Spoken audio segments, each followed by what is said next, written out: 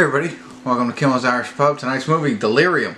Topher Grace, that 70s show. I feel like I just watched a movie with him in it. Maybe I did. Maybe you saw the review. Maybe you liked it. Maybe you didn't. Delirium is about a kid with mental illness, or a kid I should say. Topher Grace is a person with a history of mental illness who gets released from a mental hospital and inherits his parents' mansion, and it might be haunted. There you go. That's it. That's all you got. Topher Grace. We got Callan, Mulvey, who I liked. He was in a movie I just watched recently too.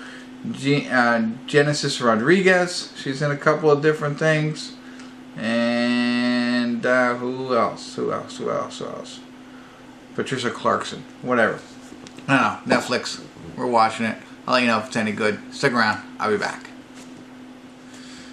Hey everybody. Time for a quick check-in. We're watching Delirium. We're at the 53-minute, 42-second mark. And it is what they say it is. He gets released from a mental institution after being in there for like 20 years. So when he gets out, he's missed a lot. So never had a drink in his life. He was in there before he turned 21.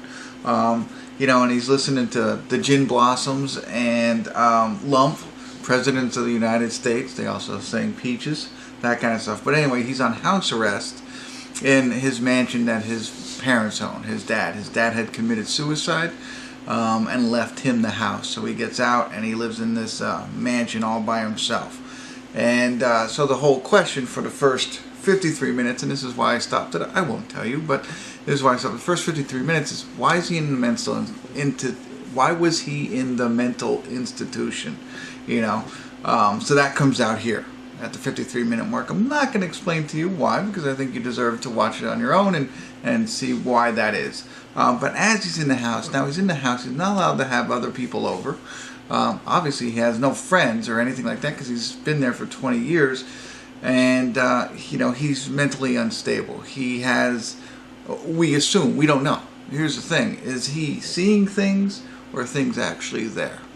Stuff like that. Now, his brother comes to visit him, which I assume is a vision for his. But anyway, so he deals with all that. Same kind of concept as well as we've seen in other movies where, you know, he goes to sleep at night. He's having a hard time sleeping, so he does some NyQuil. But then he wakes up and things are different. The house is trashed. Who did it? He had to do it, but he doesn't remember doing it. So that kind of thing's going on. Bumps in the night.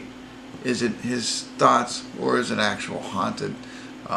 And that's what we got going on. Like I said, his dad had committed suicide. His mom, as he says, left them when he was 15. Don't know if that's true yet or not, or what's going on. But so it's really the concept is the house haunted, or does he have mental issues that's causing him to think it's haunted? That's what we're dealing with. But Topher Grace pretty good. He's not Eric from that 70s show. They have a swimming pool where the things open up and he can go swimming in there. And I'm not, you know, just saying, he's not Eric, he's ripped. You know, he's pretty, it's like, man, I wish I could be like an actor for a day and just be ripped like he is. But anyway, so Genesis Rodriguez is the grocery delivery girl. That's how she comes in. So he can't go to the grocery store, he's on house arrest, can't leave the premises, so he's got to call her to come in. She's finding out more and more about him through Wikipedia, where he says, what is Wikipedia? Of course, he has no idea. So that's where we are. Somewhat interesting. I think I like it. I think it's a, you know, overplayed kind of concept. Different movies like this where we're not sure if it's in their brain or if it's actually happening. But we'll see where it goes from here. Got 42 minutes and 23 seconds left, so I'll see you at the credits. Let you know what I think. Stick around. Hey everybody, we're at the credits of Delirium, or as much credits as you can get with Netflix, because it started watching another movie. I say that every time, right? But I tell you what, it got better. It's, you know, we talked about it before, very similar plot lines, and we've seen, you know, other crazy people. You have to delineate, is it their imagination or is it really haunted kind of thing? So that plays out for a while, and it was like, yeah, weighing on me a little bit. I've seen this thing before, but then You know, and it's funny because it was made me thinking of like Shutter Island, and executive producer Leonardo DiCaprio. Bam. So saw that at the end there, and Jason Blum I think also was involved in this film. Anyway, so you get to the point of you're trying to determine what's real, what's not real, just like he is. Like, is he imagining this? And you come up with your own theories. At least I did. So if you watch this movie, check it out. See if you start thinking of your own theories on what's going on here, and you know what's reality, what's not reality. I thought I had it all figured out. I was wrong, but I bet you they wrote this ending a couple different ways, and I think at some point they considered the same thing I was considering. I'm not going to tell you what it was, but check it out. I think it's worth watching. Only going to give it a 6 because a played out plot line that we have seen before. But I thought, I like Topher Grace. I think he's done pretty well lately in some of the movies. We saw him in Black Klansman. That's where I just saw him in before.